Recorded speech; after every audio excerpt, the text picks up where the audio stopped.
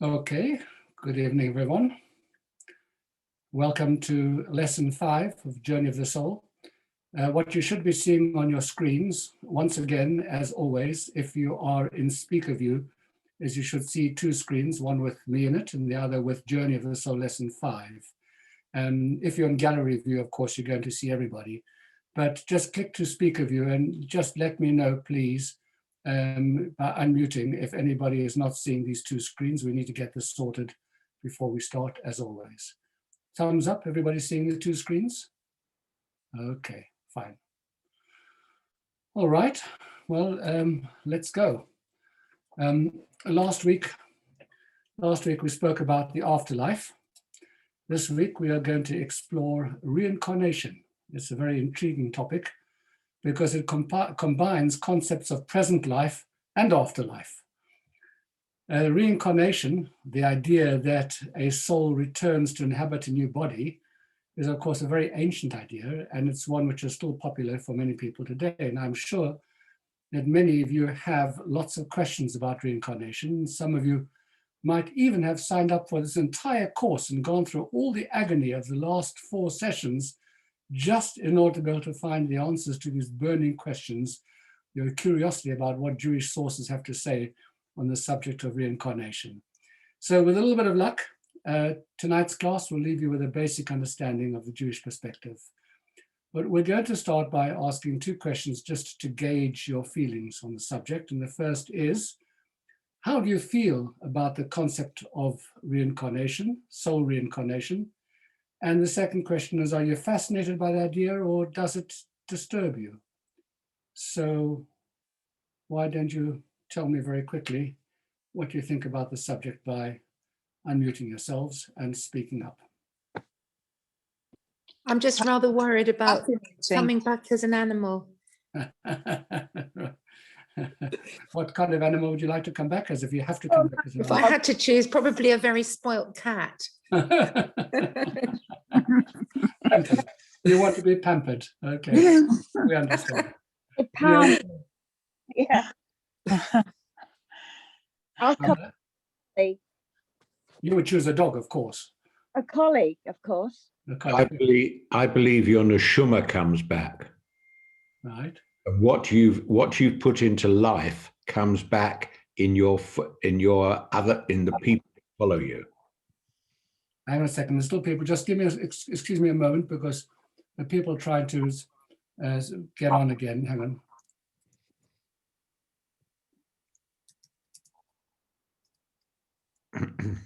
I think we just don't. Is my view. Yeah, sorry again. I just don't know. Okay. So how do we know? I mean, it's just. Right. Well, we're going to try and find out. Here are a couple of slides for us to look at. How do you feel about reincarnation? Maybe you feel quite positive about it. There's a connection with the past. Maybe you feel that there's a problem with it because it leads to a denial of personality. Let's explore these 2 things. Many people are fascinated by the notion of reincarnation because it, in some way, if it connects us with the past, then maybe it's going to give us a greater sense of going to counter our feelings of mortality, of worthlessness. You know, if we're connected in some way to things which have happened in the past, it gives us a sense of continuity. So instead of seeing ourselves as fleeting or insignificant specks on a timeline of history, here one day, gone the next, reincarnation says to us, well, there's more to the picture. So our souls didn't just come into existence now. We won't cease to exist after another 80 years or so. We have a past, we'll have a future. Our existence, even in the physical world, isn't temporary or significant at all. That's the positive side of it, our connection to the past. On the other hand, those who are disturbed about the ideas because reincarnation seems to imply a denial of personal identity. I'm just not who I think I am. And even worse, soon I'm going to be someone else entirely. You know, we'd like to think about ourselves that we are who we are. We made ourselves into who we are. The idea that somehow our souls are kind of just recycled, you know, maybe even damaged goods. It's a very scary, horrible idea. You know, the idea that perhaps that we enter into this world with baggage of previous existence, and we're going to be recycled again after our death, just doesn't feel fair, does it? You know, what's unfair about it? That in addition to my own problems, now I have to deal with the problems of someone who came before me, somebody I've never even met. I've got to carry all of their baggage. Why should I have to take account for somebody else's choices in their lives? So those are the two sides of this argument over here on this slide over here. How do you feel about reincarnation? Either the positive side, yes, it's great. It's a sense of reconnection with the past, or actually I hate the idea because it is a denial of personal identity or whatever. So before we can actually go any further, we need to get some quick sense of some of our current ideas and perhaps even our intuitions about reincarnation. And there's no right answer, and I'm not going to ask you for these answers. We're going to revisit it a little bit later in tonight's session, but I ask you to turn to your page 175, exercise 5.1.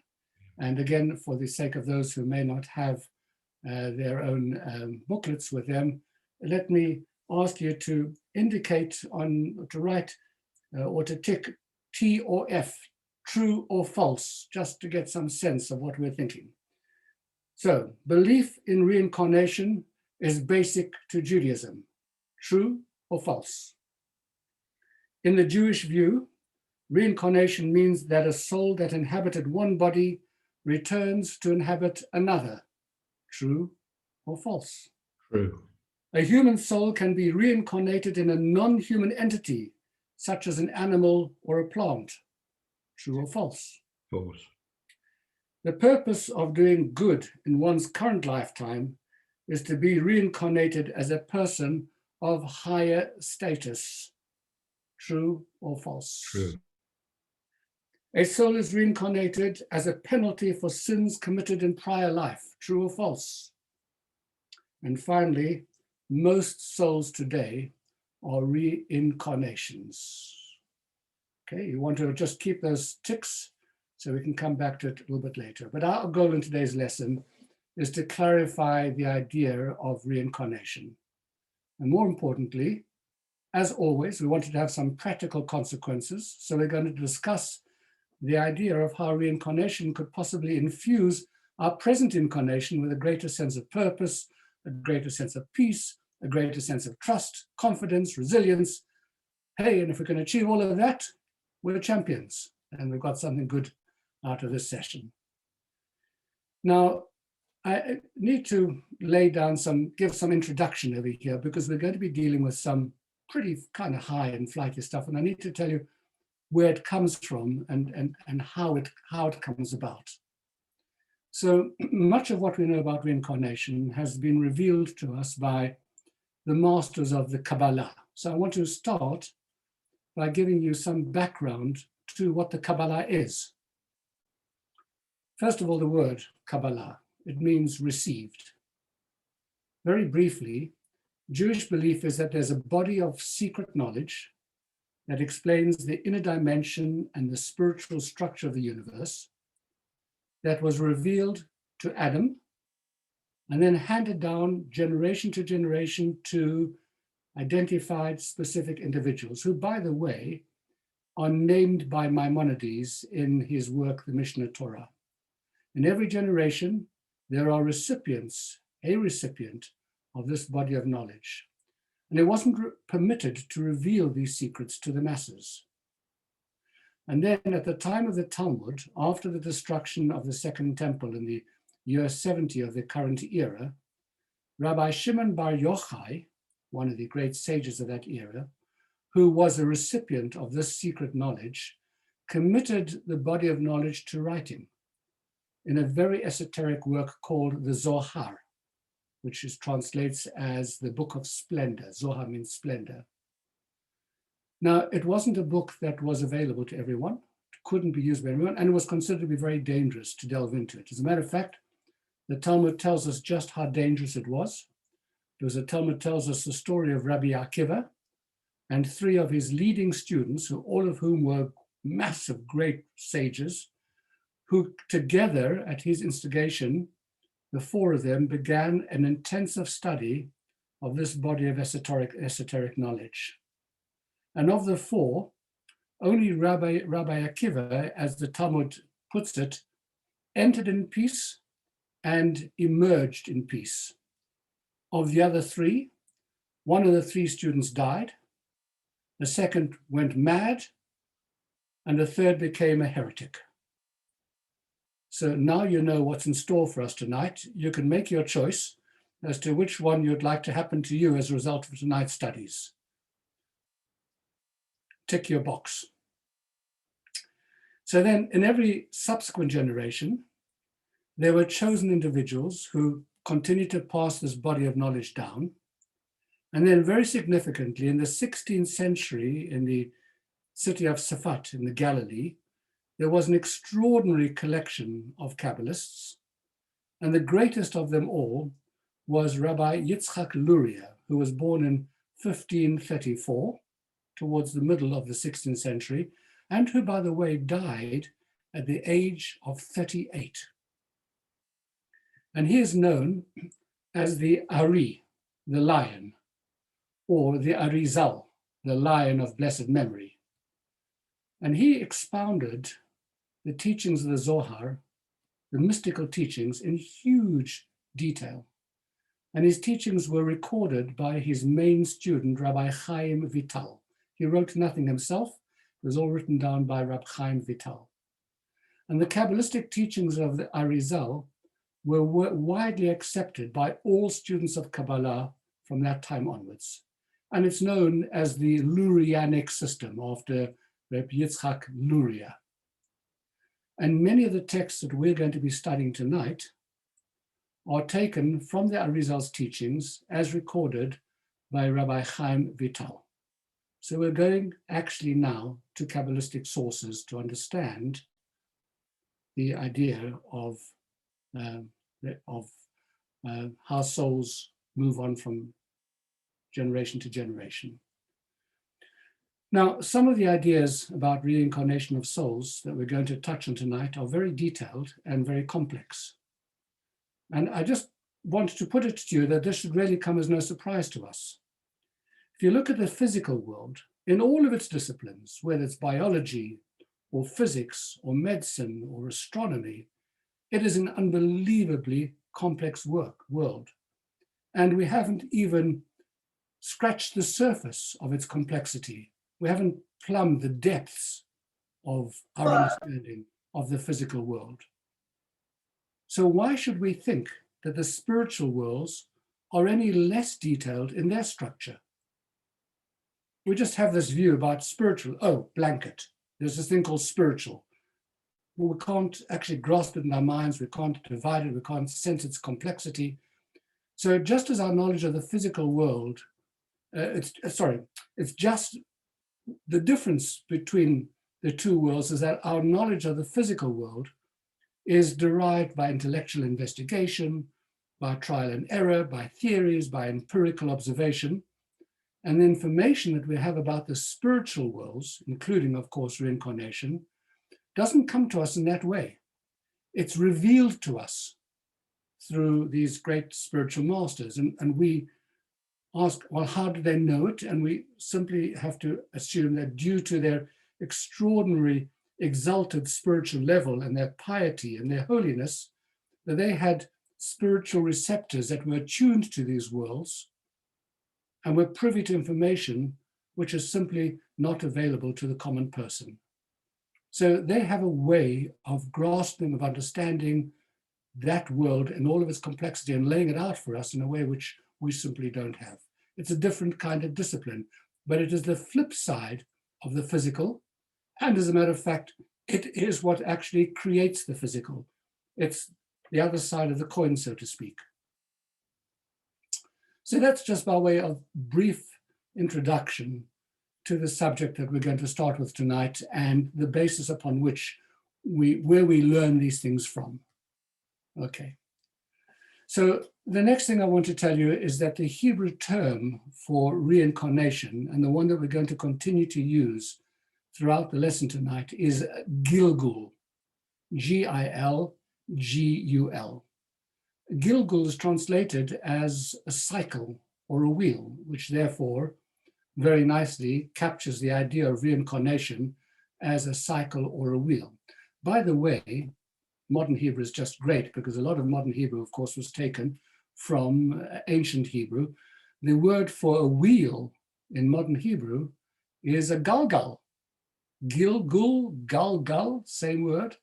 And by the way, the Hebrew word for a carriage or a pram or a buggy, because it travels on wheels, is an agala. The same word again, Gilgul, galgal, etc. So when we talk about Gilgul Neshamot, we mean the reincarnation of souls, Gilgul Neshamot. Okay? But before we can even begin to speak about Gilgul Neshamot, the dynamics and the mechanisms of reincarnation, we have to first of all address actually a much larger theological issue, which when I mention it, you're going to say, well, of course, of course it's an issue. How does reincarnation fit in with all that we've been discussing in the previous lessons about how our souls, after they depart from our body, move on to a better, spiritual, more blissful world? How does it work? Here's the problem. In last week's lesson, for example, we discussed how a soul transitions from this world to the next, where it enters Gan Eden, and if necessary, is first cleansed in Gehenna, but for no longer than 12 months, as we learnt. But if Gan Eden is the destination for souls, with a brief stopover in Gehenna, how does reincarnation figure in the process? If our souls are reincarnated, when do they experience Gan Eden? Only at the end of the entire ride? And if it's at the end of the ride, when does the ride end, for goodness sake? How many Gilgulim does there have to be before the soul eventually goes to Gan Eden? How does this fit in with what we learned last week? That's the fundamental theological problem which is raised by the idea of Gilgul in terms of what we've learned before. And by the way, many people, when they think of Gilgul, will have probably an Eastern understanding of the concept. The idea that a soul has no permanent rest, every soul reincarnates again and again, either in humans or in animals or in deities for all eternity, etc. And that's something which kind of probably swirling around in our minds. So we move on to a couple of slides just to ask these questions over here. Reincarnation is, by the way, a Jewish belief. And I'll tell you why in a moment. And if a soul is reincarnated, when does it experience Gan Eden or Gehenna? The question I've just asked you. So to understand the purpose and the function of reincarnation, we're going to have to go back a little bit to the beginning of time, to the creation of souls, right from the very outset. We're going to have to try and put this in some kind of historical context, the historical context of souls, where it all began. And in order to do this, we have to, of course, turn to Rabbi Chaim Vital, that is the person who committed to writing the teachings of the Arizal, and his seminal work called Sha'ar HaGilgulim, the Gate of Reincarnation, where he teaches us the following. And by the way, before we look at this text, I want you to know that it is apparent from the sources that reincarnation happens, just in case you're wondering about this, to both Jewish and non-Jewish souls. But this lesson, of course, is going to be discussing reincarnation specifically as it plays out with Jewish souls and as it plays out in the role in the larger mission of the Jewish nation. So that's our focus. But you should know that there is a concept within Judaism of reincarnation for non-Jewish souls as well. So let us turn to our first text tonight, and that is on page 177. It's text number 2. And for this, we can please have our first reader tonight. Rabbi Chaim Vital, Sha'ar HaGilgulim. Anyone? You know, you're all going to have to come up to the party tonight because we are short on people, because they're still I'll read. struggling to get to us. We only have 56 tonight, so you're all going to have a chance to do some reading. All right. It all began with one master soul, the soul of Adam, which included all future souls.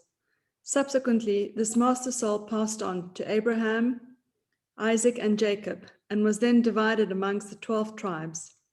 Afterwards, the soul was further partitioned among the 70 souls, the descendants of Jacob that accompanied him to Egypt, and eventually among the 600,000 souls who left Egypt. Goodness me, what a revelation.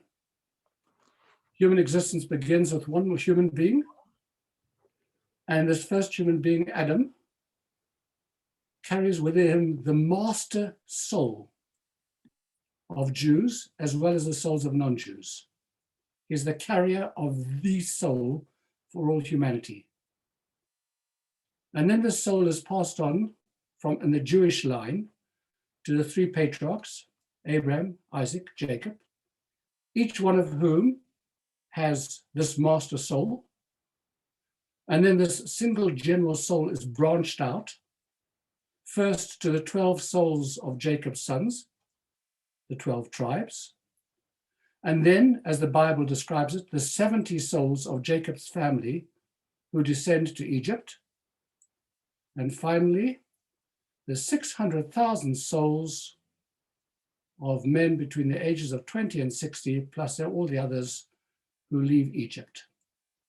Now, 600,000 souls. But by the way, very fascinatingly, and this answers a question which was asked last week that I was unable to answer.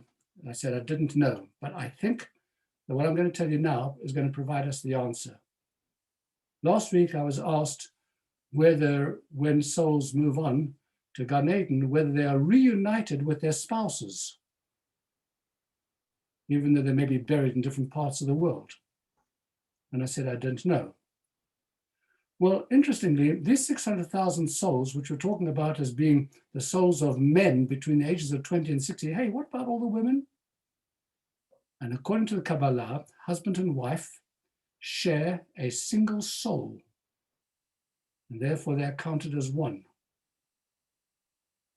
And therefore, one has to say that those souls, husbands and wives, are reunited because they are one soul. Now, don't start asking me about divorced and second husbands and third husbands and 15th wife and things like that.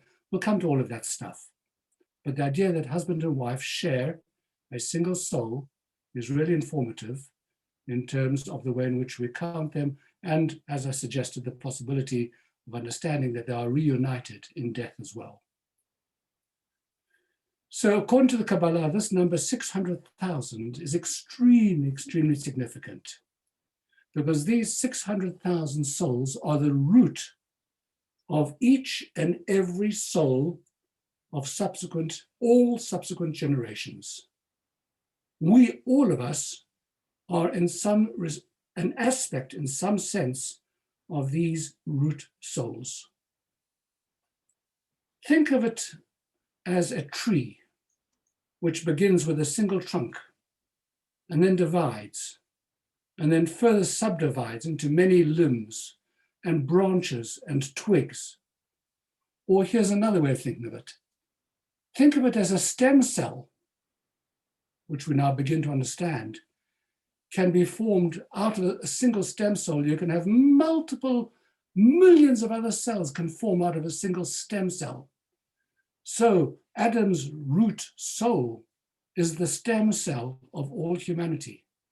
And out of the stem cell, there is a branch which leads us through the patriarchs, through the 12 tribes, through the 70 souls who descend into Egypt, and the 600,000 who come out of Egypt, the formation of the Jewish nation.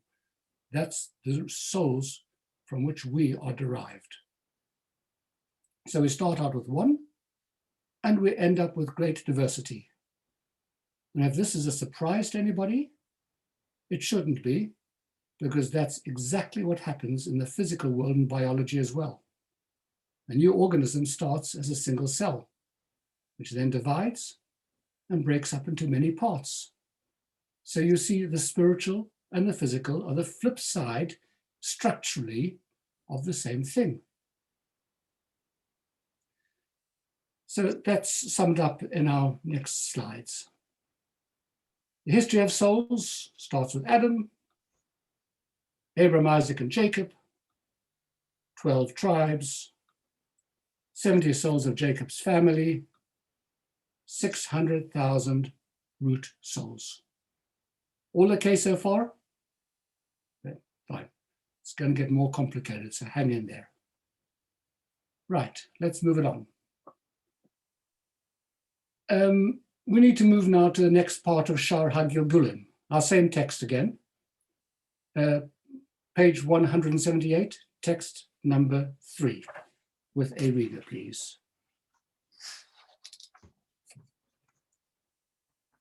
Furthermore, Fine, keep going. furthermore, you must know that every person must fulfill all of the 613 mitzvot. If a soul doesn't fulfill all the 613 mitzvot in action, speech, and thought, it must be reincarnated until it completes them all. Well, now let's unpack this next step as we build up the picture that we're going to try and create tonight. So, sparks of the divine are embedded in the world from the time of creation. There's 613 commandments, and it's mitzvot, are the spiritual laser beams that are designed to access those embedded sparks in the world, to connect with them, to elevate them, and to return them to their divine source. The 613 commandments given at Sinai are entrusted to the 600,000 souls who are present at the giving of the Torah at Sinai. And these 600,000 souls are then mandated, they're charged with a mission. The mission is to perfect the world through revealing God's presence in it. When that task is complete and godliness is revealed in the physical world, the Messianic age has been reached. The process through which that goal is achieved is through the fulfillment of all of the 613 mitzvot given in Mount Sinai, because they're all going to connect with something in this world, both the positive and the negative commandments. But here is the key point. Those 613 in mitzvot, to reach the embedded sparks in the world, have to be fulfilled by all of the 600,000 founding souls. Listen carefully. In other words, each one of the 600,000 founding souls has to complete all of the 613 commandments in order to fully reveal and bring to fruition the divine energy contained in the world. That's a big task. So from a Jewish perspective, the creation of the world has a purpose, a goal, a destination. And each one of these 600,000 original souls plays a vital role in this grand plan, because each one of the 600,000 souls has to individually fulfill all 613 commandments connecting with the divine sparks buried in the world. So each one of these 600,000 souls come down to the world for a dual purpose. First of all, to spiritually refine the physical bodies within which they are enclosed. And second of all, to impact and to refine on that specific portion of the world to which they have been exposed. The souls accomplish this through observing the 613 commandments, all the Torah's do's and don'ts. Each of the positive commandments rectifies one of the 613 limbs of the body, 248 limbs, 365 vessels, 613, corresponding to 248 positive commandments and the 365 negative prohibitions. If you fulfill a positive commandment, you affect your own body and you affect something in the world. If you don't avoid a negative commandment, you mess up something in your body, you mess up something in the world. Now, ask the question, 600,000 souls, original souls, come into the world at the time of the giving of the Torah, and that every single one of them has to fulfill all 613 commandments.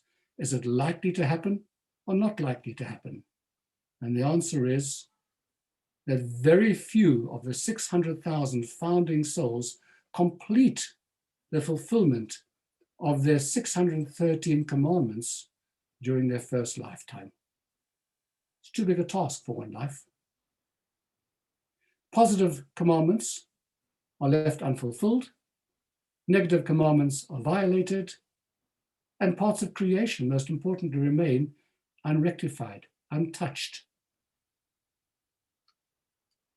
So Gilgul exists in order to give a chance for these souls, and through them the entire universe, to complete their mission and to attain completion.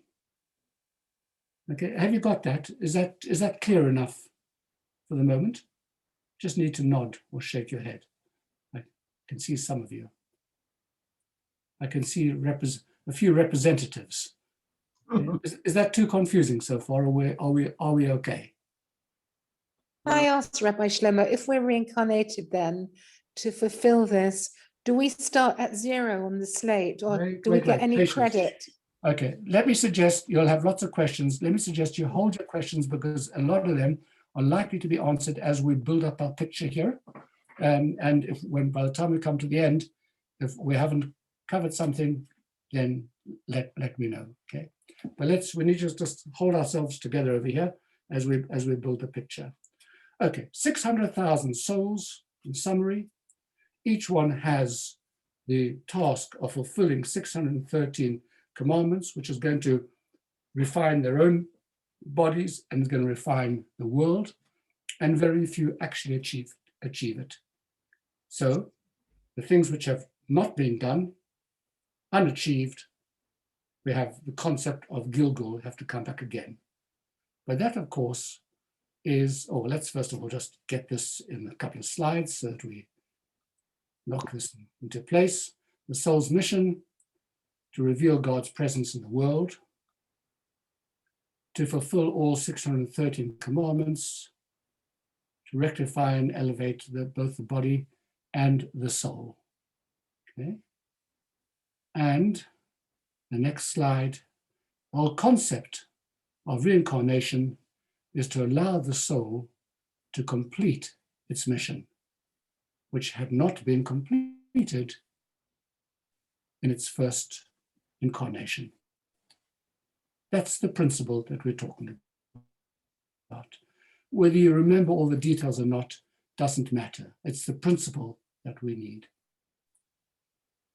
Now, by the way, not every soul is capable of performing all of the 613 commandments. For example, an Israelite simply cannot perform the commandments which are designated exclusively for Kohen. A large number of the 613 commandments deal with the land of Israel and the temple. So what happens in the 2,000 years of exile when these commandments can't be observed? So the answer to that is there's a concept of kindred or paired souls, but it's a level of detail that we're not going to go into today. Suffice to say, it's dealt with, okay? Now,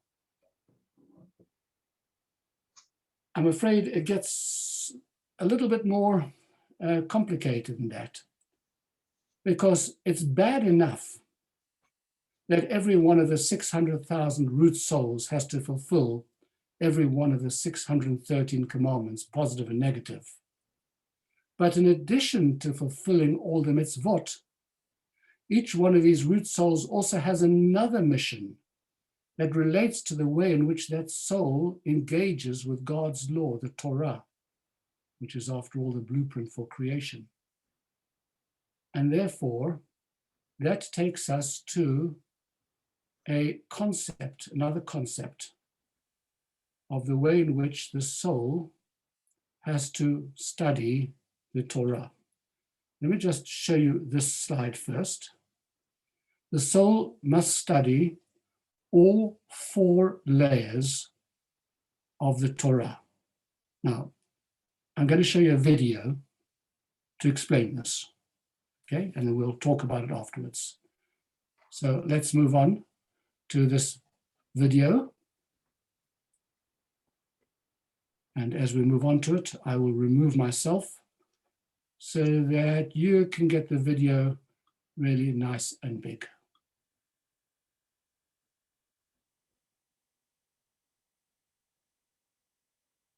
Oops, we're having problems with sound again.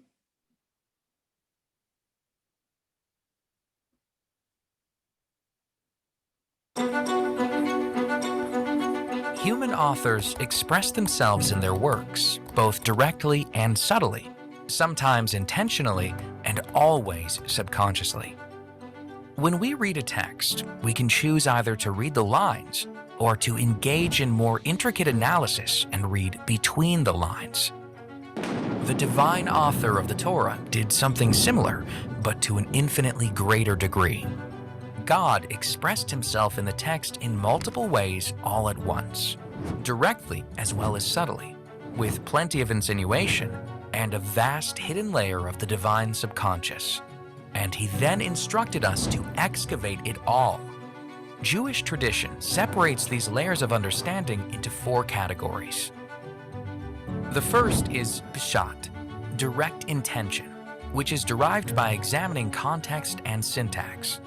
For example, the Torah begins with the words, Bereshis bara Elokim, es hashemayim, ve'es haaretz. In the beginning, God created the heavens and the earth. On the plainest level of Torah understanding, this is a straightforward statement of what happened at the beginning of time. But the simple meaning is not always easy to clarify. Many biblical commentators, most notably Rabbi Shlomo Yitzhaki, the 11th century French scholar known universally as Rashi, devoted their efforts to clarifying the straightforward meaning of the often mysterious biblical texts. Our second layer of understanding is remez, allusion. This refers to subtle communications that are encoded in the text. They can be uncovered using methods such as the numerical values of the Hebrew letters, the acronyms of words and phrases, or unusually sized letters in the Torah scroll. For example, the Torah's first 2 words, Bereshis bara, in the beginning, God created, carry the numerical value of 1116. That's the identical value of the phrase Barosh Hashanah Nivra. It was created on Rosh Hashanah. We are thereby informed that Rosh Hashanah is the anniversary of creation. Our third layer of understanding is drush, interpretive. Our sages extrapolate a vast corpus of ideas and instruction from the Torah's text through methods such as textual comparison, sequencing analysis, and homiletical interpretation. For example, from a sequencing perspective, the Torah begins with the wrong beginning. It describes creation, a narrative that is seemingly secondary to the Torah's primary function as a book of guidance that tells us how God expects us to act on a daily basis. The Torah should have dived directly into the nitty-gritty of the laws. On the interpretive level, however, the Torah first describes creation to tackle a major hurdle to Torah observance. The majority of Torah laws rely on the Jewish nation owning and settling the land of Israel. We were instructed to conquer the land and never relinquish our claim of ownership over it. But such a radical claim to a territory is bound to provoke opposition. Who gives us the right to take possession of a land and claim it as our eternal heritage? The Torah, therefore, begins with creation, clarifying that God is the creator of all territories, and he has the right to permanently bequeath a specific parcel to a particular people. It then records the history of God doing precisely that with the Jewish people. With this switch in sequence, the Torah supplies the Jews with the response God expects them to provide all who accuse them of land theft and occupation. The fourth layer of understanding is sod, hidden meaning. This refers to the deeply mystical messages that float behind every phrase and letter in the Torah. For example, the word Bereshis can be split perfectly into two words, bara, shis, meaning he created six. God first formed the six emotive divine attributes, from chesed, kindness, through yesod, attachment, as described in Jewish mysticism. God then used these six attributes to create the actual universe. So there you have a sampling of the four layers of understanding that can be found in the Torah's very first words. Beyond this, a vast ocean of knowledge is contained in these same words. And beyond that stretches the infinite vastness of wisdom contained in the rest of the Torah's close to 80,000 words.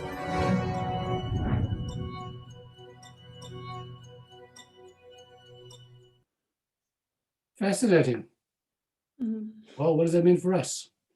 Well, these four levels make up the word called pardes, the orchard.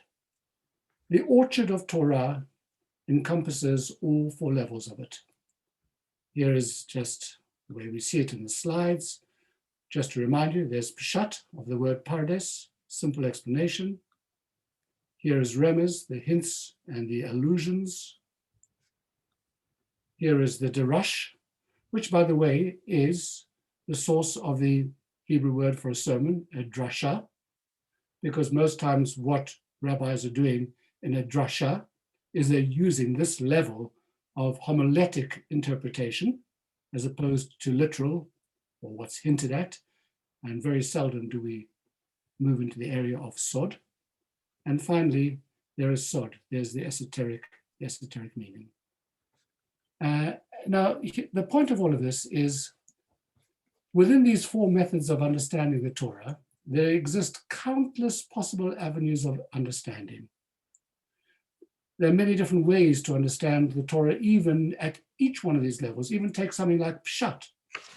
So you will have commentators such as Rashi or Ibn Ezra, or the Rashbam, Rashi's grandson, who all strive to give the simple meaning, the plain meaning of each verse, and they will very often arrive at completely different understandings or disagree even on the simple or literal meaning of a verse.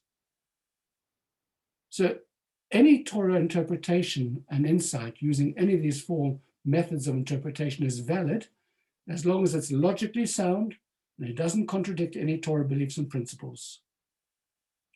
Of course, when it comes to halakha, there is very specific methodologies and rule of majority rule, etc., which is a different matter altogether.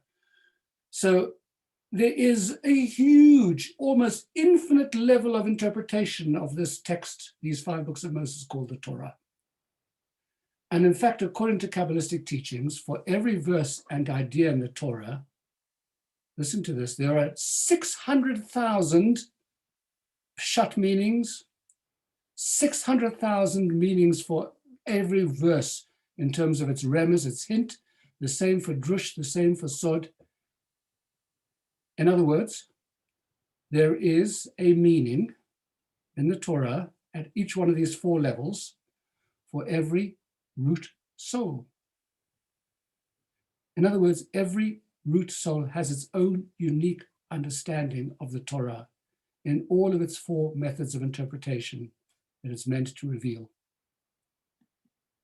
So now we have added another level to the task for each soul when it comes into the world.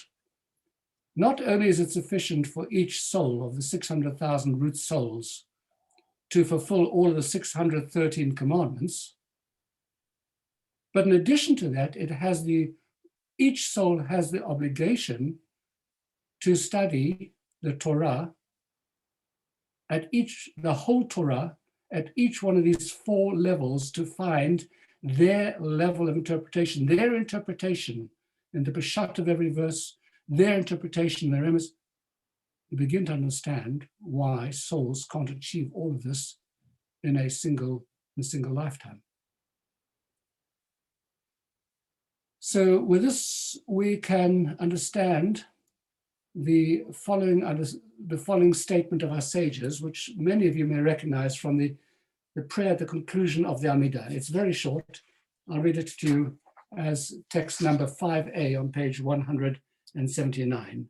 At the end of the Amidah, when we take a step back, we say, "Made be your will, Yehi ratzon milfanecha, Adonai Eloheinu v'Eloheinu, she'yibaneh Beit HaMikdash b'meher v'yameinu." May it be your will, our God and God of our fathers, that the Holy Temple should be rebuilt speedily in our days. And then we add the following words, "V'tein chelkenu b'Toratecha," and grant us our portion in your Torah. So what's the meaning of this request, that we be granted our portion of the Torah? So now we see that every person has their own personal part of the Torah to explore, to discover, to uncover. And in this prayer, we ask for divine assistance in this endeavor. This takes us to text number 5b, which is on page 180, and if somebody would please read. As explained in numerous sources, the soul of each Jew has a specific segment of the Torah with which it is particularly associated. This explains the phrasing of our sage's statement, "Grant us our portion in your Torah." Our portion implies that each of us has a unique portion within the Torah. This concept is further expressed in our sage's statement that there are novel Torah concepts that an accomplished student of the Torah is destined to introduce. In other words, the entire universe anticipates the birth of this particular diligent student, awaiting the moment that the student innovates, meaning uncovers this specific concept within the Torah. For this concept is this student's portion in the Torah. Well, there you are, see. Every one of us has something which we have to do, and it's going to be unique to our souls. It's our understanding, it's our portion. It's the universe has been waiting for us to turn up and to be able to uncover and to reveal that particular interpretation. So that's what our next slide shows us. Each soul must uncover its unique portion in the Torah. So not only must every root soul study all the 4 dimensions of the Torah, but each soul has to uncover its unique part in the Torah, and all of creation waits for each soul to complete its task. And if a soul has not completed this in a certain lifetime, it's another reason why it has to be reincarnated until it does. So you should be beginning to get the idea over here that there's a heck of a lot of unfinished work after the first 600,000 Jews at the time of the giving of the Torah. When they passed away, there was a lot of stuff which had not yet been done, and even in the subsequent generations. So the mission of every one of the 600,000 root souls is summarized in our next slides. To complete all of the 613 commandments, mitzvot, to study all the 4 layers of the Torah, and to reveal its unique portion in the Torah. I hope that you're beginning to feel guilty about taking holidays, because there's an awful lot for us to do in our lives. If a soul has not accomplished this in a single lifetime, reincarnation is the remedy for the shortfall. The soul is reincarnated until it has accomplished its mission. Because the millions of the sparks and the almost infinite number of interpretations of the Torah on each of its levels means that souls need to come back for thousands of generations to complete the task. Which is why it's taken such a heck of a long time for the Mashiach to arrive, because We just haven't done the job yet. Okay. Now, here's the question, which should be forming in your minds by now. So there's reincarnation. And by the way, I do want to tell you that reincarnation is, in case you're thinking, and I should have said this much earlier on, in case you're thinking that reincarnation is something that's a bit kind of offish and only some parts of the Jewish people actually accept it. Let me tell you that every single person who recites the blessings before going to sleep tonight, the Shema, actually starts, depending, irrespective of whether you're Ashkenaz or Sfarad, you have a prayer in which you ask God for to forgive you for any harm that you have performed, Gilgul zeh or Gilgul acher, either in this incarnation or in a previous incarnation. This is mainstream. This is part of Jewish belief. But there should be a question that's been forming in your mind now. So we've got these 600,000 souls, and they don't complete their task the first time they're in the world. So they have to come back time and time and time and time again until the task is completed. What's the question? 600,000? But from the time of the giving of the Torah, there's more than 600,000 people, Jews living. Right now, there's somewhere in the region of maybe 7 million Jews.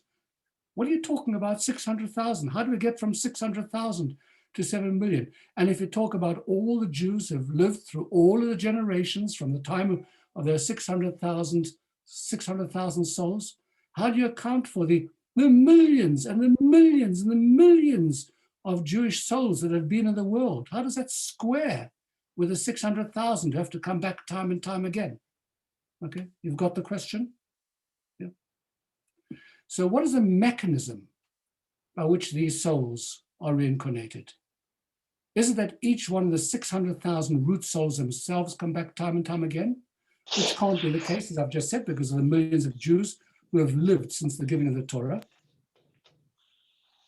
So we have to come back once again to Rabbi Chaim Vital and to his Shar HaGilgulim, who will now take us to the next step of the picture that we're building of Gilgul Neshamot. And this is on page 182 in text number 6. With somebody to read it, please. Although we've stated in numerous passages of this treatise that a specific individual soul was reincarnated in a particular person, and it was subsequently reincarnated in another specific individual, and so on, do not misread this as implying that the original soul itself is reincarnated repeatedly. Rather, each human soul branches out into innumerable roots. Every root contains infinite quantity of soul sparks. With each subsequent reincarnation, a number of these sparks are rectified and they ascend to enjoy the rewards of heaven and dwell in the particular strata of Gan Eden that are appropriate for them. However, those soul sparks that were not rectified are reincarnated to provide further opportunity for rectification. Well, now I'm confused. I was just going to say, I'm sure that was so crystal clear and that it requires no further explanation, and we can move on to the conclusion of tonight's lesson. Okay, so let's try, and now remember, we've got this concept of stem cells, yes? We're going to apply it one step further. Imagine that these 600,000 root souls are stem cells, capable of generating other souls. But by way of analogy, think of the structure as something which is similar to DNA. Because in DNA, each individual strand will contain the whole of the DNA within it, right? So, by analogy, each individual soul contains the DNA of the entirety. So, take any one of these let's take one of the 600,000 souls. It then develops into sub-souls. It spins off spins out other souls which from it. And these other souls will have something of the root soul in it, but it is its own unique soul. If you were to look at the DNA of it, you would trace it back to its root soul from which it came. It's lucky that we have these concepts in science now, because it actually helps us to understand something which would have been much more difficult a few generations ago. And that's exactly the same thing happening with souls.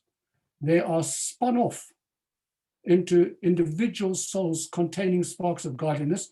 They enter the world enclosed into a new body, complete with the mission of the root soul, which are all carrying all the DNA of the things which have not yet been perfected in that soul. But it is a new entity, it is a new soul. It comes complete with the whole framework of the 613 commandments that it needs to observe, etc. There's a new being, a new body, a new person that's come to the world, but it's spun off from the root soul. And in addition to having itself once again to fulfill all the 613 commandments and having to study all the 4 levels of the Torah and find its own unique place within those levels of the Torah, etc. But it also now has a specific mission, because it has come back into the world to fix things which have not yet been fixed from a previous incarnation. So in addition to its general role, it has now a very specific role that it has to search out in the course of its life. So it will be born into a particular body, in a particular place, in a particular time, and God will have planted this soul in this body, in this time, in this place, to this family, in order for it, during the course of its life, to be able to fulfill its unique mission, in addition to being able to complete 613 commandments, etc., some of which might already have been fulfilled at a previous stage, in a previous incarnation. Every soul that manages to elevate even one spark has successfully completed its mission on earth, and it goes up to Gan Eden. It merits a portion in Gan Eden. So to put this in very simple terms, as simply as I can, a new soul must come into being in order to elevate the sparks that have not yet been elevated.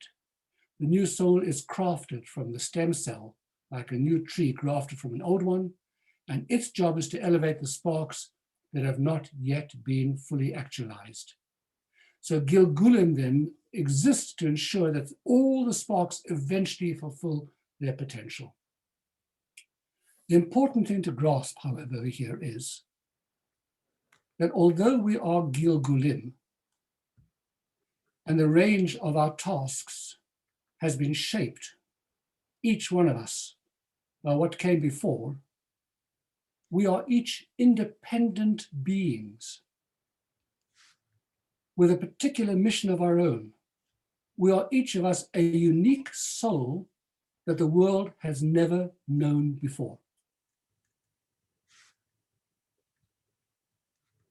And when this new soul performs a particular mitzvah correctly, the corresponding spark of this soul is rectified and completed. And when the person who contains this soul dies, all of their refined sparks return to the divine source and experience the godly revelation that was generated by their actions. But what about the things that we don't achieve in our life, even as our reincarnation? So the remaining sparks are categorized now into 2 groups. The unrectified sparks that correspond perhaps to positive commandments that were not performed. These sparks have to reincarnate again in order to attain the perfection that is by observing that corresponding mitzvah. And the sparks which were damaged by transgression or relative negative commandment, one of 2 things has to happen to these. Either they undergo cleansing process in Gehenna, or they have to go through the redemptive path of reincarnation. If sparks are lightly damaged, Gehenna is enough. Sparks that are damaged more seriously, have to come back again, totally rehabilitated through reincarnation. But your soul, in the meantime, has gone up to Gehenna, it's gone up to Gan Eden, maybe where it'll stop in Gehenna, as we described last week, and that's where it stays. And the soul that comes back for the parts that you didn't do is a new soul, but still connected to the root soul from which you are hewn. Is this too complicated? Okay. So when the incomplete or the damaged spark regenerates, the new soul is also comprised of 613 dimensions. It also has to observe all the mitzvot. But the key to this soul's progress in the world is its foundational spark, that which it came into the world specifically to rectify, the parts which is its own unique special mission. And proper observance of the relevant commandments will allow the spark to return to its divine source. Failure in the mission will necessitate further reincarnation. Let's show some slides to try and get a handle on some of this. Rectified sparks and unrectified sparks. Nice slides, by the way, because a rectified spark is a nice big fire all connected together. An unrectified sparks are little pieces of sparks flying around without any connection. Rectified sparks are the mitzvot which were properly observed.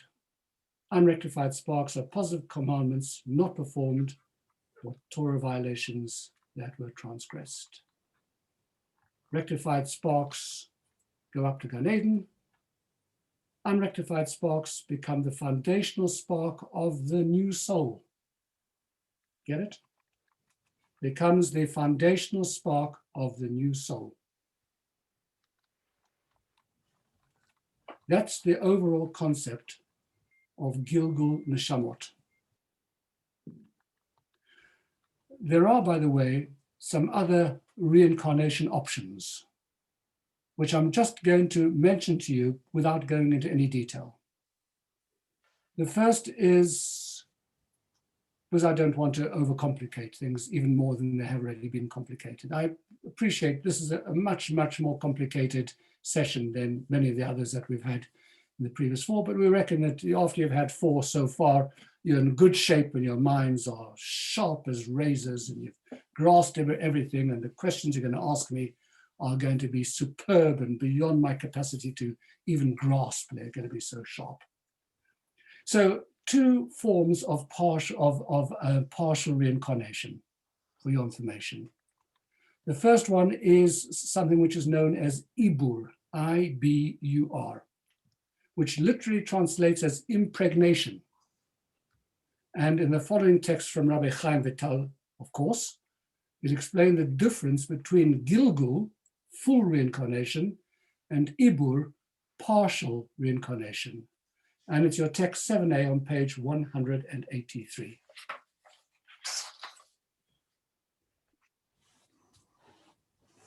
Okay, I'll have a go.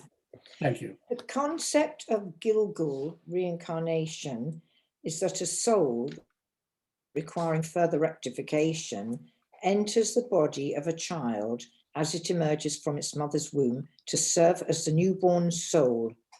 It has no permission to leave that individual until the person's destined day of death.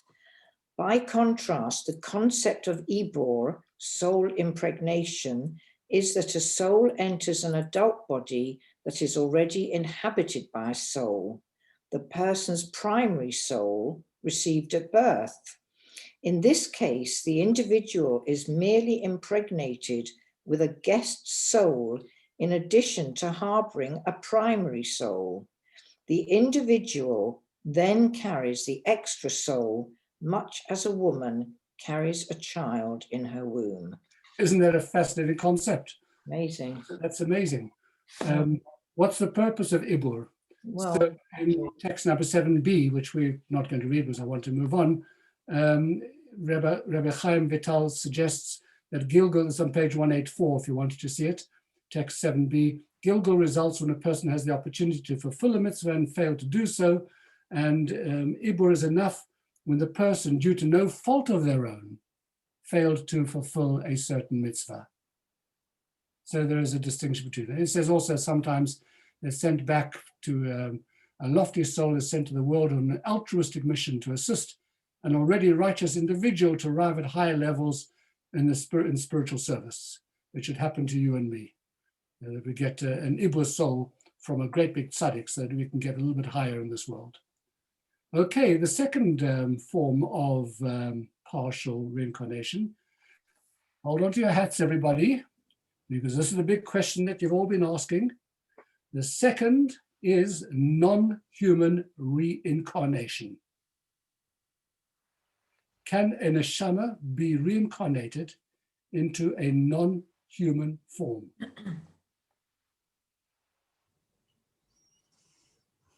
To answer that Probably question, not. we'll have to ask another Yeah. question first. How many times can a neshama be reincarnated? How many times you have to come back into the world, for goodness sake? So you missed it first time round. You didn't get it all the second time round. You didn't get it the third time round. It goes on and on and on and on. New souls being spun out all the time. So actually in text number 8 on page 185, we learn how many times it can come back. Okay, this is before we can come to non-human. Okay. Somebody read us text number 8, please. I'll do it. Okay, thank you, Simon. Go for it. When a human soul comes into the world and becomes soiled by sin in the process, it reincarnates in another body to rectify itself. That second life is its first reincarnation. If it fails to rectify itself during that lifetime, it may return in a second reincarnation. If it again fails to find reincarnation, it may endure a third reincarnation.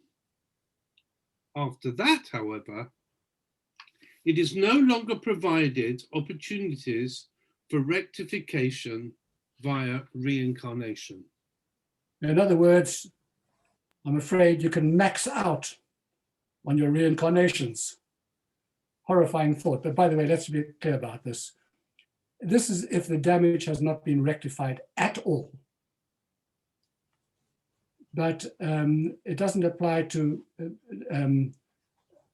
what we're going to learn now doesn't apply to a soul that does rectify even in some small part, okay? Now let's come back to our next text, which is number 9, about non-human reincarnation. Okay, shall I read it? Yes, please. Behold, God does all these twice or thrice with man. Yes, by the way, just point out to you, this is no longer Reb Chaim Vital. This is Reb Naftali Bacharach, who of course is also a Kabbalist, but all of our texts until now has been Reb Chaim Vital, and this is taken from a different source. Okay, please continue. The limitation of twice or thrice applies with man, meaning that a human soul is not subsequently reincarnated in a human body. Rather, it is forced to wander the planet until it is reincarnated in an inanimate, vegetative, or animal entity. Then, after it has done its penance, there is hope for its future, for God's endless mercies extend to all of his creations. Wow, what do you think of that?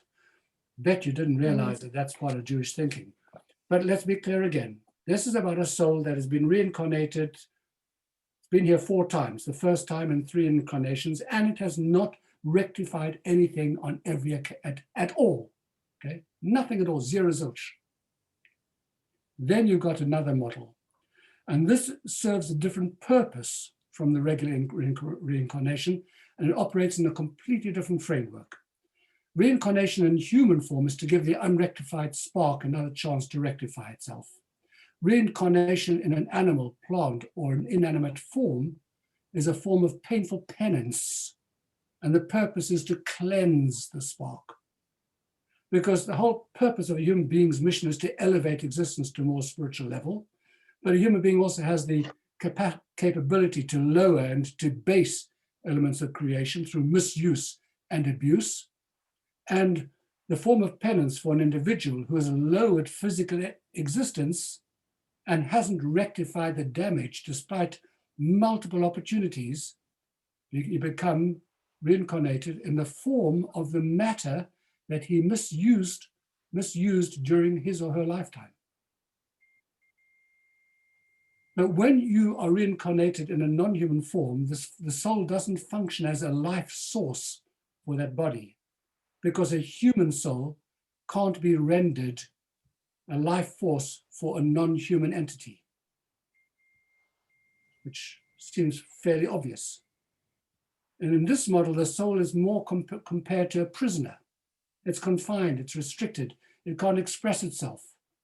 And when it's reincarnated in a non-human form, the soul is acutely aware of its history and its capabilities as a human being, and this enables it to feel its suffering and aids the process of rectification. So it's a very, very specific application. So here we have, to sum up on this over here, partial reincarnation and non-human reincarnation, the two that we've looked at, ibur and non-human. So ibur is temporary, you visit a guest house for a little while, okay? That's what you're doing. Temporary guest soul, you for the guest soul's sake sometimes, or to assist the host soul. And non-human reincarnation is after 3 unsuccessful reincarnations, and it was seen as a form of punishment.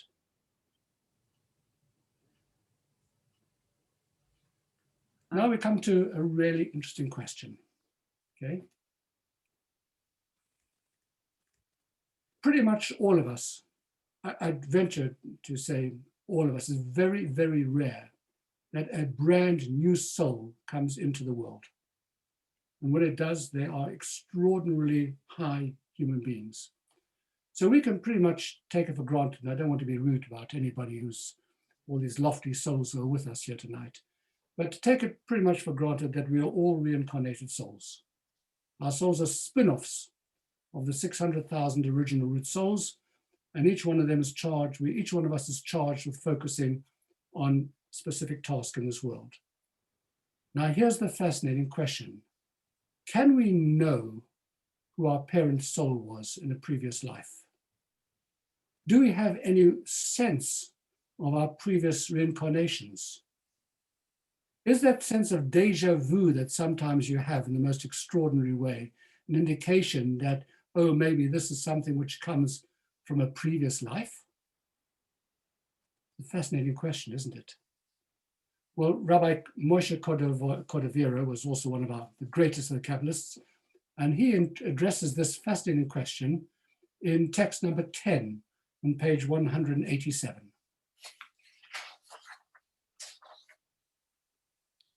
Can I read it? Please. It is impossible to deduce or intuit whether one possesses a reincarnated soul or not, unless one is the recipient of a mystical communication in this regard.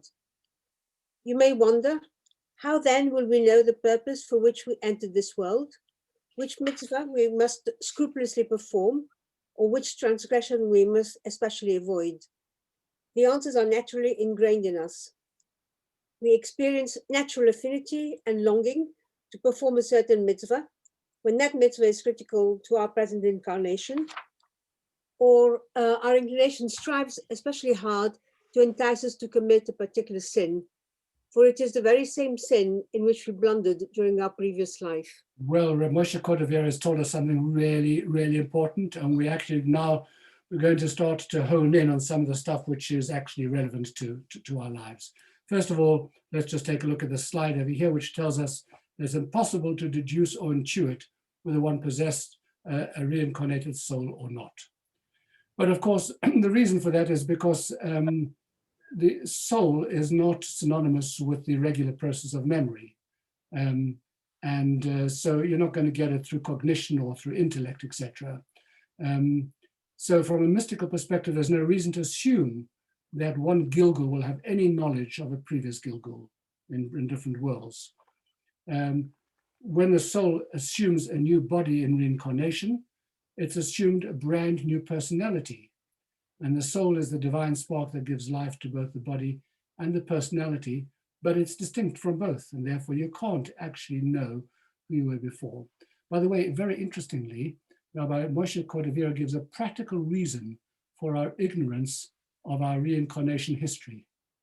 He says it's so that we won't kill each other over wrongdoings, wrongs that we committed to each other in a previous lifetime. Can you imagine if you're wandering around and you had a sense, you know, that you belonged here in a previous life, and you come across somebody else and you realize, oh, that's the person in a previous life, you know, gave me a schmeiss, so you get back to that person. So no, it's better that we shouldn't know, okay? Just don't know, you don't know where you come from. But the problem is this. If you are a reincarnated soul, by definition, you're here for a specific purpose. There's something which you have to rectify, either in a positive way or in avoiding something of a negative nature. So if you don't know where you're coming from, you don't know your history, and you don't know what it was that you came into the world for, how do you operate? How do you make sense of your life? How do you direct your life? So he tells us something very, very interesting. And that is that you know by the things, you know what you have to do, you know what your mission is by the things that attract you and by the things that you hate to do. There's a fascinating letter from the Lubavitcher Rebbe that drives this point home, addressed to a man who is bemoaning the state of his marriage. It's text number 11 on page 188.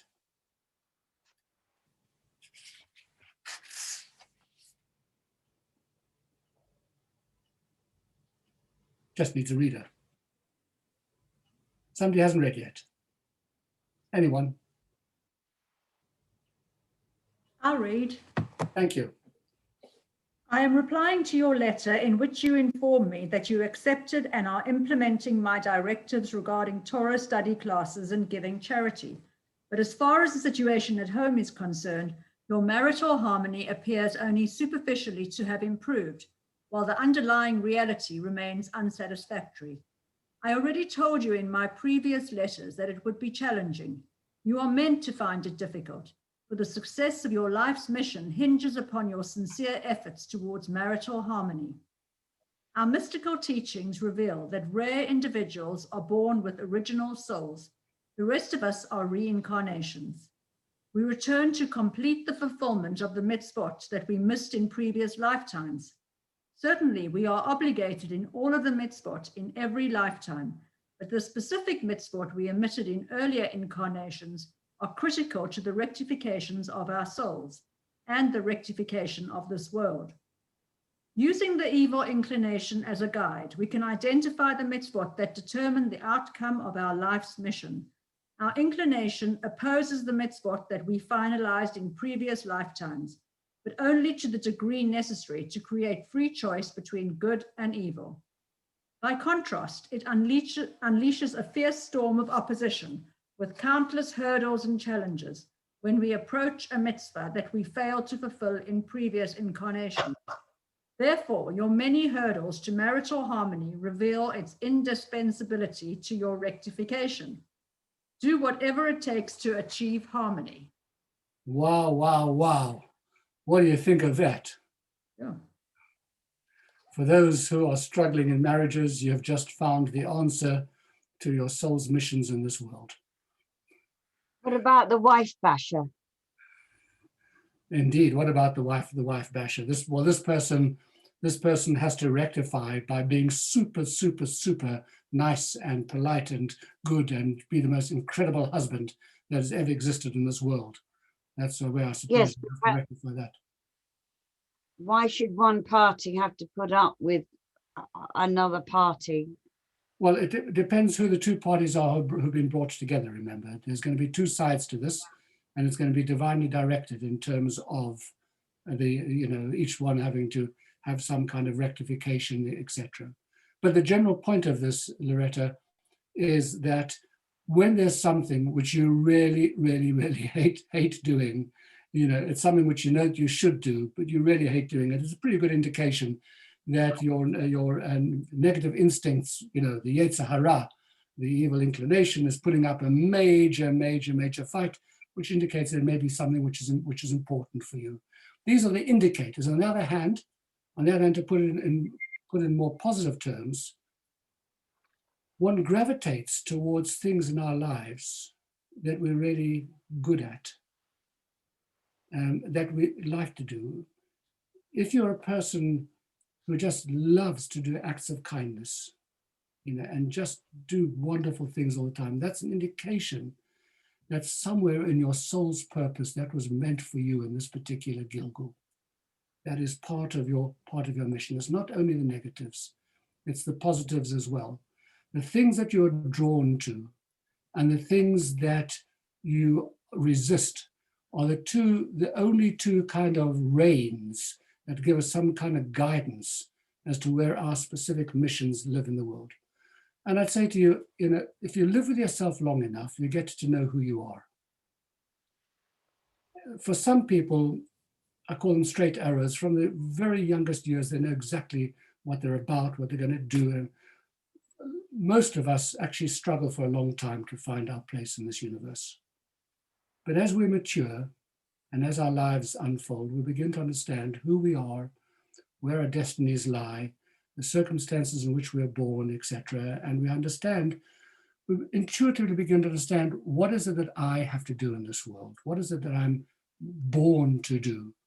And somewhere muddling through our lives, most of us actually find the way. We land up being the sorts of people who we think that we ought to be, with all its difficulties. At any rate,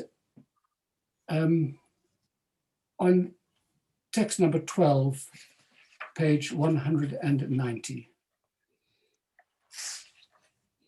In fact, I'm going to skip it because of time, and I'm simply going to move on to our next slide. I'm skipping actually the meditation tonight because it's quite long and I don't think it helps us enormously.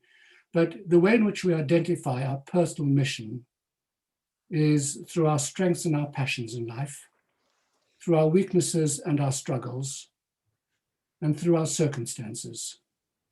And I tell you, if one would spend time contemplating these three lines over here, our strengths and our passions, our weaknesses and our struggles, and our circumstances, we will get a long way towards understanding what our mission is in this world, each one of us.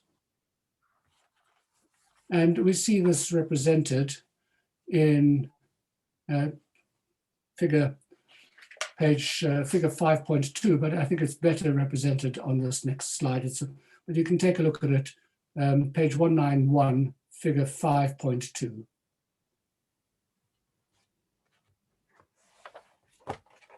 Oh, sorry, we need to, sorry, that figure 5.2 is simply the slide that I've shown you. Okay, we are moving back towards the end over here and starting to look at, we can circle back to the beginning of our class tonight, because we now have enough information to go back to tonight's opening exercise and to see now, in the light of what we've learned, just how accurate our beliefs about reincarnation were before today. So you can go back, if you wish, to page 276, where you put your truths and your falses. And we're going to go through these now and see what we've learned. The first one was, belief in reincarnation is basic to Judaism. True or false? Well, this may have been a trick question, because this statement is false simply because the word basic is wrong. The word basic is defined as relating to or forming the base or essence. And although reincarnation is universally accepted as a Jewish belief, it doesn't meet the criteria of forming the base or the essence of Judaism. It's not the essence. It's important, but it's not the essence. Number two, in the Jewish view, reincarnation means that a soul that inhabited one body returns to inhabit another. Well, this may have been another trick question, because whether you answered true or false, you're going to be right. Yes, part of a soul that once inhabited one body now returns after it has been spun off and constituted a new soul to inhabit another, but it's not the same soul. Number three, a human soul can be reincarnated in a non-human entity such as an animal or a plant. True or false? True. I don't know what you answered, I answered but we've false. seen that this is correct. Yeah. A reincarnated soul does not have its own identity, but shares its identity with someone who lived in the previous lifetime. Wrong. False. The newly spun off spark has its own unique identity and personality. It is related to the previous incarnations only by virtue of the shared divine spark, the root, the stem cell that animates it. The purpose of doing good in one's current lifetime is to be reincarnated as a person of a higher status in a further reincarnation. False. Not at all. That is not the way in which we understand reincarnation. A soul is reincarnated as a penalty for sins committed in a prior life. Penalty is the wrong word. Rehabilitation is the better word, and that's the one we stick with. Finally, most souls today are reincarnations. True or false? Everybody's going to shout out true. Well, back in the very beginning of tonight, on page 174, at the beginning of the lesson, we asked two questions. How do you feel about the concept of soul reincarnation? And are you fascinated by the idea, or does it disturb you? So in the light of what we've learned, let's go back to those questions. We said some people will see it in positive terms because they'll see an idea of continuity. Those who see it in negative terms are going to be upset by the whole idea because you have the sense that I'm carrying somebody else's peckle, somebody else's baggage. I have to sort out somebody else's problems. I'm not my own person. I've lost my identity. I'm not a personality. I'm not in control of my life. So let's deal with this negative attitude first. The Kabbalistic concept of reincarnation, as we've seen, resolves this objection completely, because reincarnation does not deny us our personal identity, because while our souls may be linked to other souls, it is completely independent of them. We are not carrying somebody else's baggage. We come into the world born with our own souls. Yes, there is a personal mission. Yes, we need to be able to understand why we were born, what we have to do, but that is not a sense of carrying somebody else's problem. But on the positive side, what is the take-home message for all of us from this big conversation? You know, you'll go away from tonight's lesson and say, whoa, that was complicated stuff, you know, because they really managed to confuse us, you know. But whole business about souls, and what do I need to learn it for? Why do I need to know it? Okay, a bit of interest over here. I've got the gist of it. But what does it actually mean for me in my life?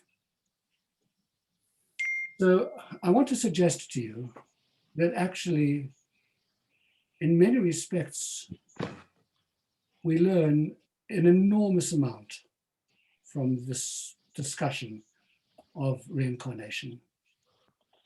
The first idea that comes into our lives as a result of this discussion is that our personal identity, which we hold so important and dear to us in our lives, is more than just a personal identity, that every single one of us is born with a unique purpose and meaning.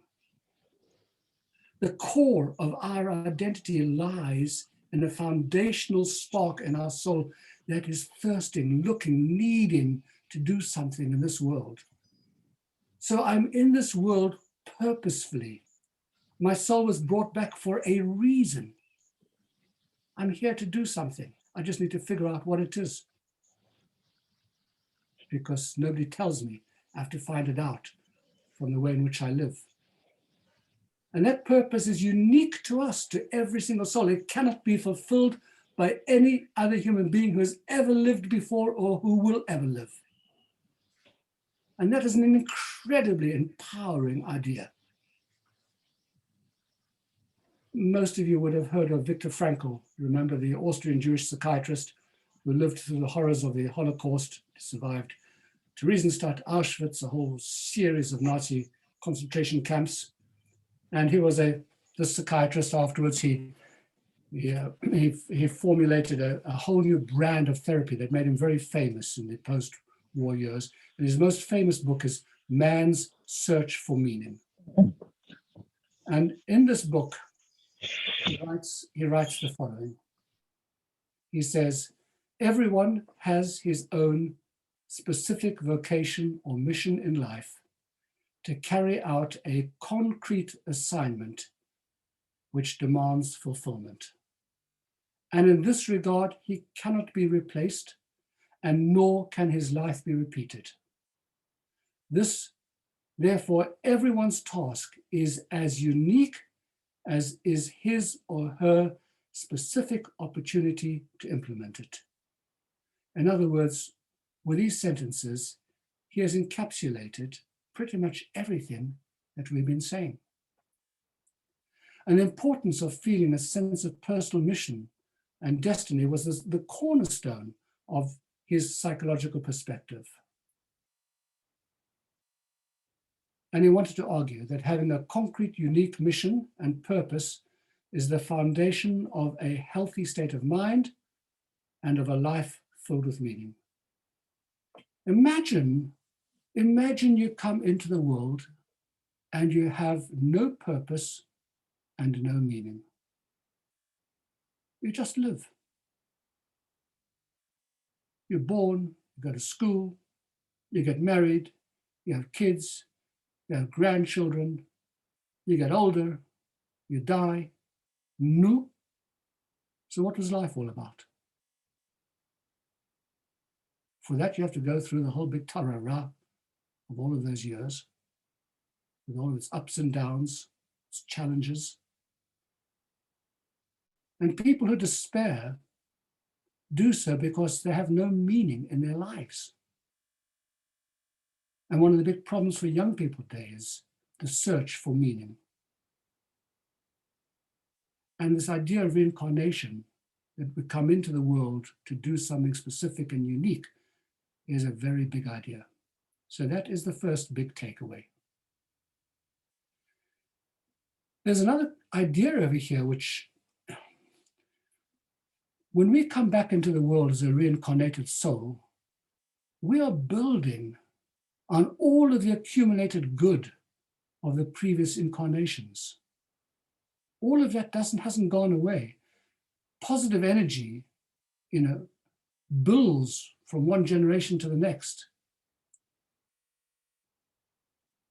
Goodness is eternal. And so we have this sense that if I'm doing something which is good, I'm standing on a mountain of good deeds, of all of those who came before me, who really strived, those bits of souls that I'm connected to. And when I add a little bit of good, I just have a sense I'm bringing the world to a little bit more fruition of its primary purpose, revealing a little bit more godliness in the world. That's a big idea, that we stand on the shoulders of those who came before us and add to all of the goodness that they accumulated. And I'm just adding to that mountain of good. There's a third idea over here, and that even though we are complete individuals, reincarnation teaches us that we are at the same time an integral part of something much greater. Reincarnation is the pathway to realizing God's master plan for the universe. This idea that we all come from one source, that we all share one common goal and one common destiny, and that the way to this destination involves humanity branching out into its myriad paths, each one with its own unique role to play within the greater plan.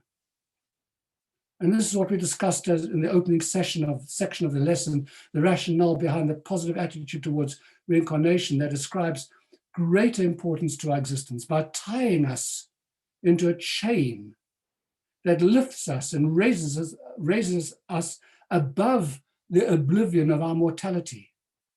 The sense that I'm part of the plan for humanity.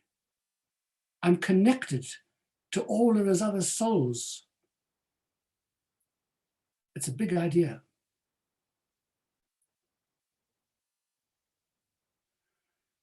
And a further idea here as well. In the previous sessions, we've spoken about the enormous sense of comfort that we get by remaining connected to those who came before us, our parents and grandparents, the way in which we're able to still connect with their souls through the portal at their gravesides or through our Kaddish or through our prayers. And that's a very, very comforting thing to know, that we're not cut off, that we are still part of the family chain. This is adding in reincarnation another dimension of connectedness. Not only we are connected to our families, but we are connected to other souls as well.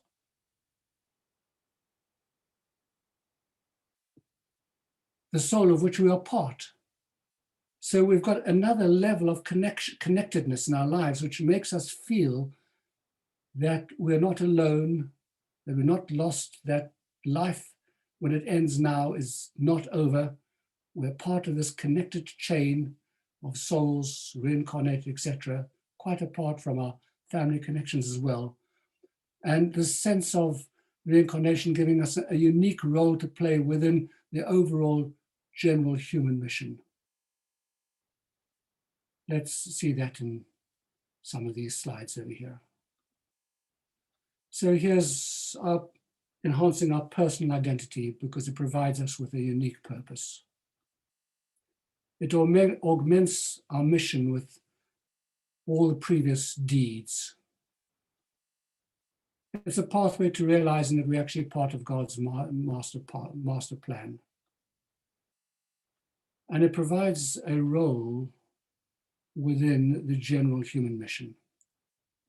And all of that must give a human being a sense of belonging, a sense of being held, a sense of not being a lost soul, alone, whatever the circumstances of your life.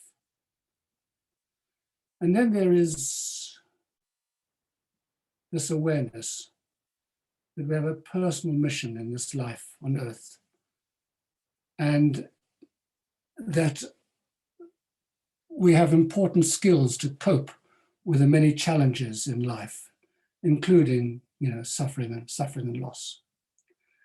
So here are some of the final takeaways from tonight's session. What does reincarnation, the concept of reincarnation, our understanding of it, do for us? Well, determination and strength. The determination to achieve something specific, knowing that you have a specific mission in this world, helps us to overcome obstacles, helps us to fight to retain those goals that we view as our primary mission in our lives. Because sometimes we are faced with suffering and unfair setbacks in our work and our personal goals and our families. If our purpose is clear, we'll find the strength to be able to endure it. And not just to endure, but to overcome some of those challenges as well.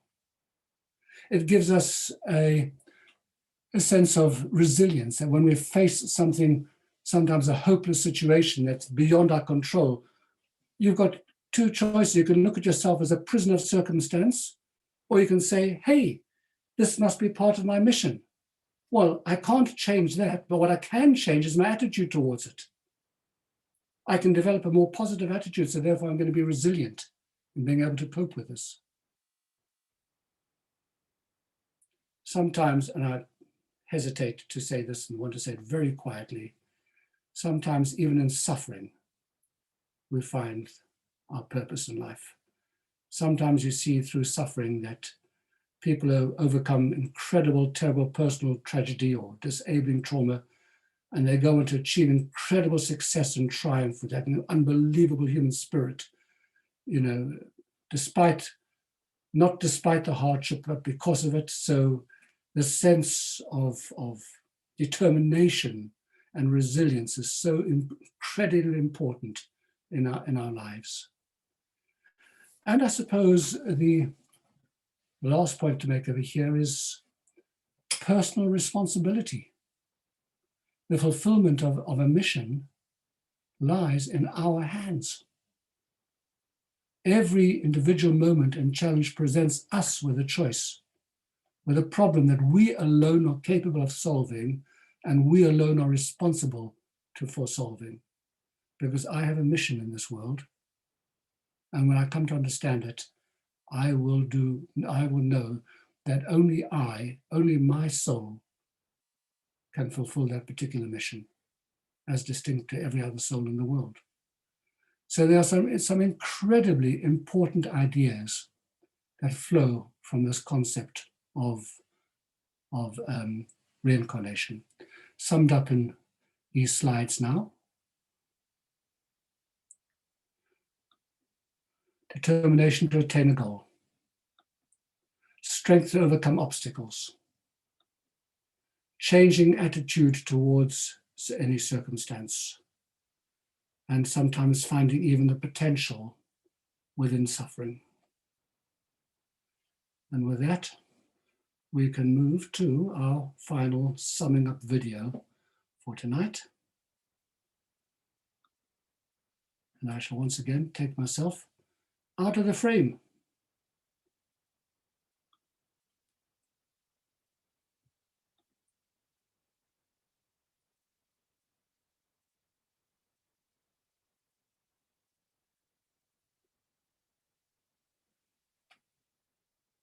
Thousand souls that received the Torah at Mount Sinai.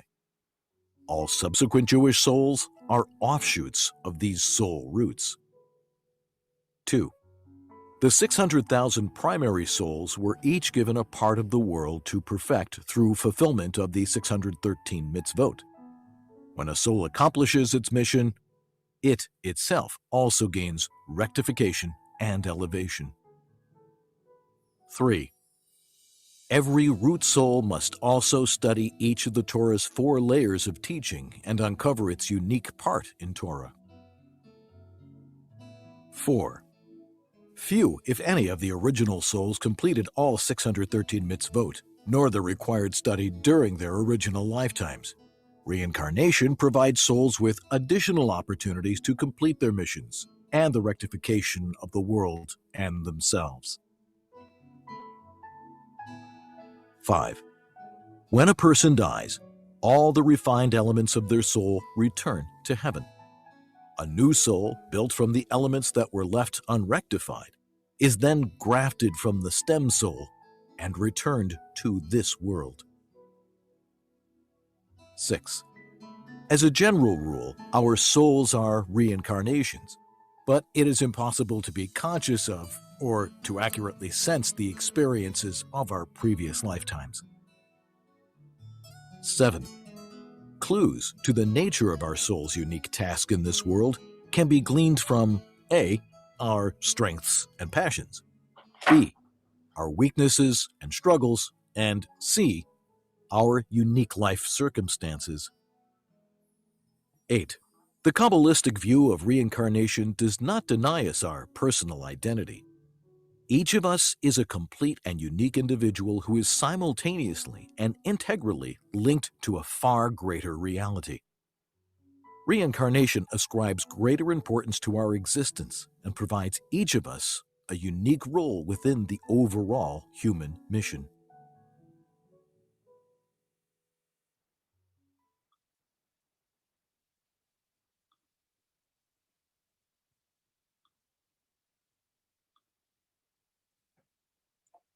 Well, there you are.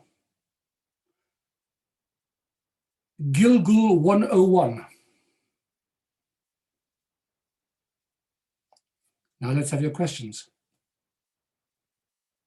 They're all on the chat line, lots of questions. Are they? Oh, right. Okay. Goodness me.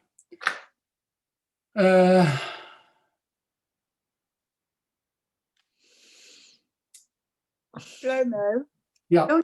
I want to know if we come back, if we're reincarnated and are we put back to fulfill a mission that we hadn't previously fulfilled? Or do we have a new mission to fulfill? No, we come back to fulfill a mission that has previously not been fulfilled. Within our lifetime? Within a previous lifetime. This is the part which still has to be fixed, has to be rectified, etc. And so that becomes part of the soul's mission. And how do we know if we fulfilled the mission? You never know.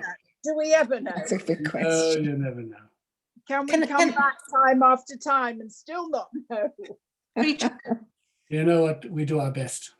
And You lead a good life and do the very best that you can. As we said before, you know, you will have any sparks that you have rectified within yourself and the world, etc. That your soul goes to Gan Eden. It's the parts which have been not yet been fixed, etc., or can't be fixed in for a little bit of time in Gehenna. And those are the ones which come back. So I think you stand a pretty good chance of landing up in Gan Eden. If I were going out to Ladbrokes, I would be putting it on. I can sleep tonight. Can you tell me, Shlomo, one of the questions, with a rectified soul, that goes to Gan Eden, right? Yes. But does that mean the rectified soul never comes back as a spark soul? That Correct. stays Yes. in Gan Eden? That is Right. absolutely correct. That is absolutely correct. That's my understanding. Right. So there is what we would call Gan Eden, if you like, a heaven, where there are lots of souls all happily. Oh up in yes, Gan that's Eden. all of last week's session. Yes, but Everybody's no, up there in Gan so Eden. anything that comes down to go into another body is not rectified. Is it still looking for something? Is that Yes, it why is, will exactly. go It's into looking, another looking to body? do something. It has its own unique special mission. But since the original souls from 600, for all those years ago, I mean, it's thousands of years. So if it can only come back 3 times, that means But there are, remember, there's 600,000 souls can split infinitely into numbers, into millions and millions and millions and millions of souls. so each soul only comes back 3 times. Well, each individual soul, but remember, you're no longer talking about 600,000. You're only talking about 600,000 root souls. Once they're spun off into millions of souls, each one of those millions of souls can come back 3 times. Thank you. Rabbi Shlomo, can I ask you a question? As most of what we've been talking about is very much based from the Kabbalistic teachings, how are we supposed to discuss this with children? And why is it most of us are deprived of all of this until we're over 40 anyway? It's like we weren't really brought up like this to think like this. And should we talk to our children about this, or should they be older? Okay, that's a very nice question. So look, we've studied Kabbalistic texts tonight, and so far, to the best of my knowledge, nobody's gone completely mad. And I don't think anybody has, thank God, died. So what happened? We started Kabbalistic text. Are we just all over 40? Is that the answer? Definitely.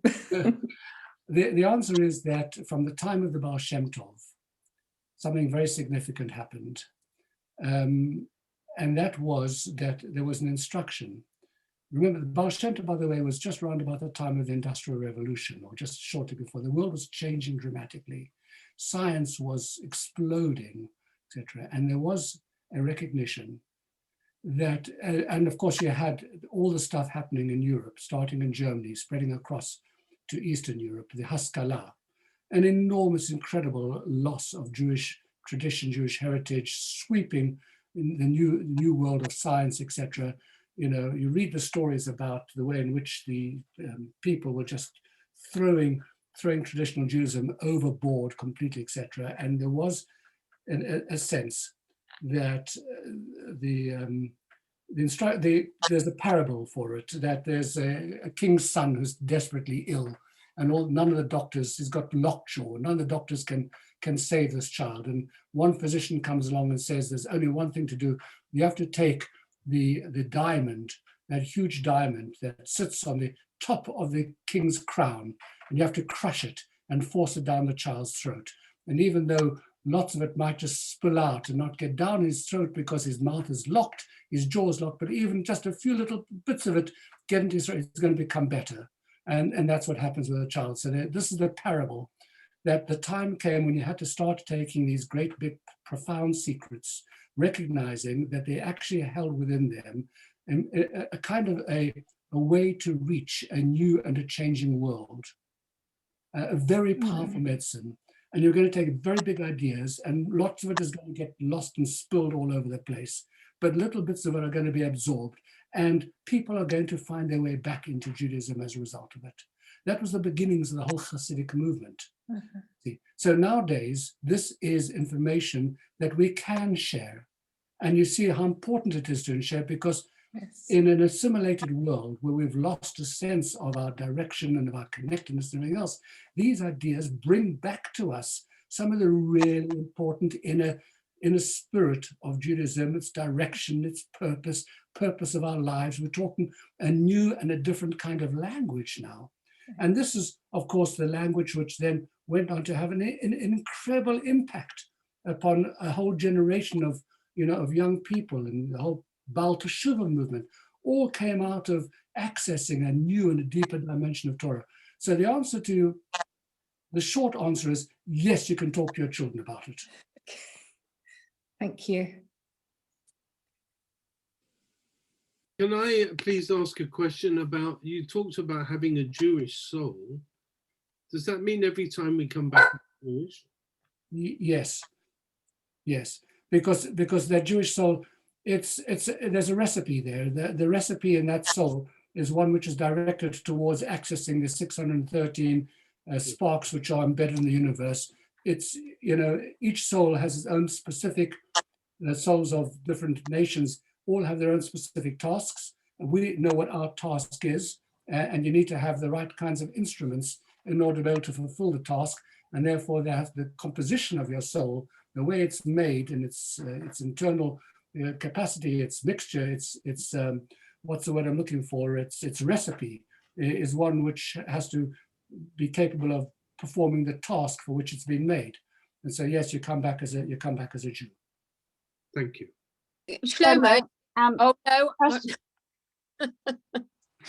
Sorry, go on. How do you know which task you have? Yeah.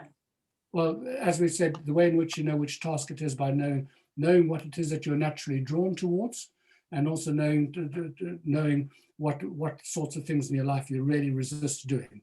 The things that you absolutely hate doing, the things that you know you should be doing, but there's somehow, whenever you have to come and do that, there's an incredible resistance. That's a good way of knowing that that's something which is important for you in your life and it's part of your task.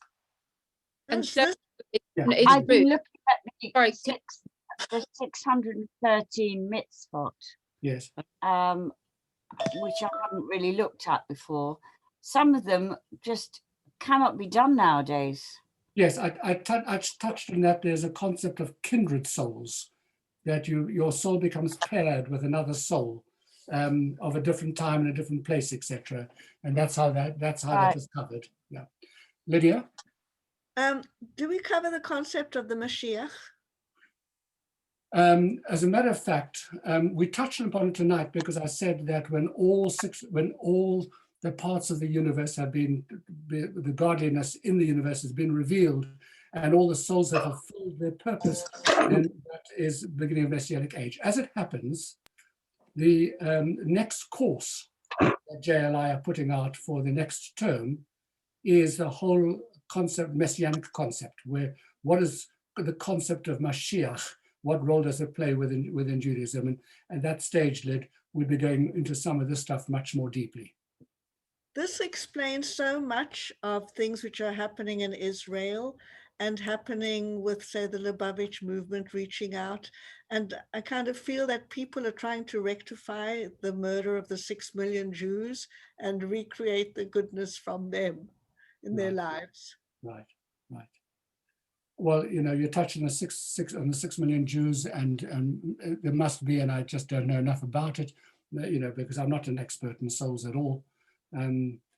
That some of the souls which come into the world now would be coming to do, you know, rectify, to work with those Jews who were murdered, etc. There must be some element, you know, but we certainly are, and I would agree with you, we certainly are in an era where there is, even amongst people who are not particularly religious, but we talk about tikkun olam, an attempt to create a better world, an attempt to try and improve the world.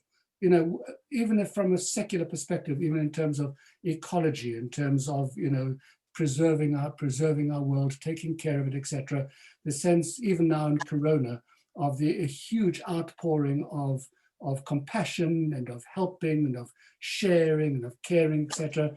This is an era that, you know, you would not have. We go back to certainly talk about Britain. Britain 100 years ago was a pretty brutal place. You know, and it's when you read about its structure and its, you know, how desperate life was in the East End and things like that. So the world is a place that is improving, that is moving towards something, and we build in it. And so there's a new kind of atmosphere, you know, certainly in the Western world, that changes our attitude towards the world and is focused on really on rectification, tikkun. So, you know, I'd endorse what you say. Rabbi Shlomo, She's my older sister, so I have to endorse what she says. I always had to, always from the youngest years. Homer, can I ask you, if one gets to where they've got to because they've been a wonderful soul, they've done everything right, regardless of whether they came back before, but they have a purpose to maybe come back, not to rectify anything, because they're perfect, but they've been such an incredible soul on this earth that they come back in order to help others rectify. Does that make sense? So why wouldn't somebody who knows how to help others come back? Doesn't mean that they're not, it doesn't mean that I did touch on this concept of ibur, and ibur is the idea of a soul being lent to someone else in order to be able to help them. So it must be somewhere caught up in all that. You know, you need to be careful not to press me too hard because I'm reaching the limits of my knowledge. Well, I'll tell you, you know, a damn sight more than us, and it's quite amazing. So I don't know how to do it. Well, there's only one reason for that, Ruth, and that is because for the last 3 or 4 days, I had to bang my head and struggle and try and get my head around all this stuff over here. I've got just a bit of a head advantage, that's all, a head start. Yeah.